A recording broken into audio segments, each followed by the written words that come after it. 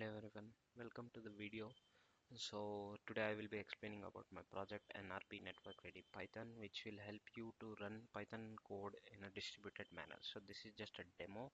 So let's get started. So let's say you are sitting and running a machine learning model or anything, and you think that your machine is working so hard, but your friend's laptop is just sitting idle. So how can you use the two laptops working in tandem and doing the code in a distributed way? So that's what I was thinking about, and I have created this project to help you in that.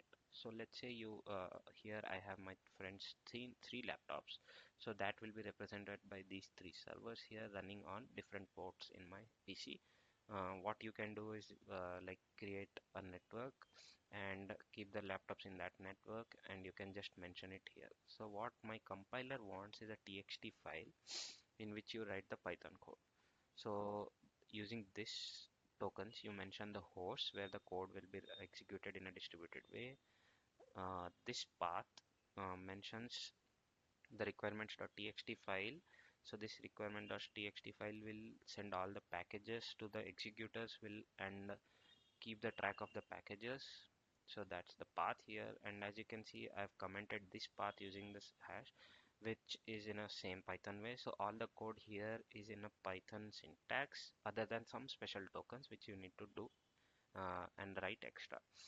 And then you mention all the package imports which will be also be sent to the executors while executing the blocks. Now there are two blocks I have to mention, that is sequential and parallel block. This sequential block can be used for like processing and initiation of anything and that, which will be run on your master node or your own laptop.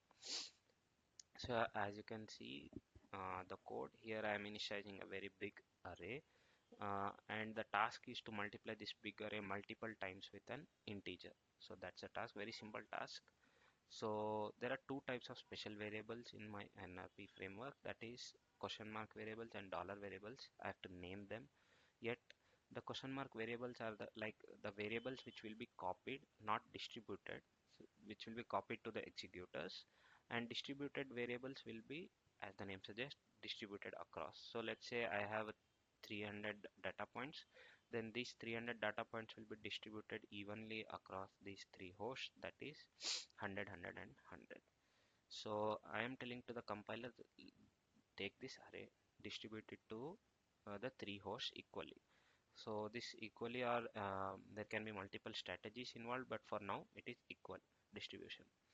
So the compiler will not copy all the variables from the master node to the executor nodes. It will just copy the question mark nodes and it will distribute this dollar variables.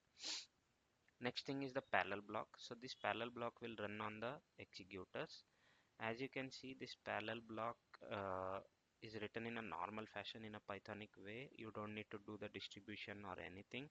You just write normal Python, but you need to use the variables with the special tokens wherever it's needed. For example, this question mark b represents the 2 and this array.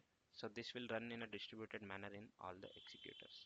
And also if you want to loop the blocks, you can just present a number here, and these two blocks will run in a parallel way while running continuously for 3 times. And this is a sequential block again which will print this. You can see this code and pause it and see the code and understand it. So let's say I will do a demo for now. So if I run it here, so this will run my code. So as you can see, the workspaces are being created. So this workspace is like all the other files you have in your directory will be sent to the executors, and with that the workspaces will be copied to the executors. Then the packages all which you have mentioned will be installed and the code will be executed. So in this manner it works, and after all the execution the workspaces will be deleted. You don't have need to take care of that. So what my compiler is giving is error handling, environment will be taken care of by my compiler. Then the packages and the distribution of code will be taken care by my compiler. So it will be run in this.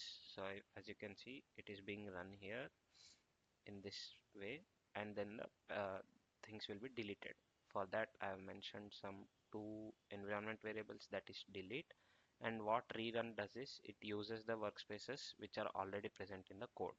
Then next thing is the delete. So this delete will tell the compiler that it needs to delete the workspace or not. This is how the code will be run in a distributed manner across the executors in my compiler. And I will see you in the next video, and if this video gets a good reception, I will explain how this parallelism works. It actually uses Reddits and node servers and everything. So this is very similar to Spark, but Spark and Hadoop keeps you in a like confined environment, like you are using DataFrames and SQL and stuff. So my goal for this project was here that I will give a very Pythonic or any like for this can be implemented for any programming language, and you can do this, same things which you will do in any Python program in a distributed way.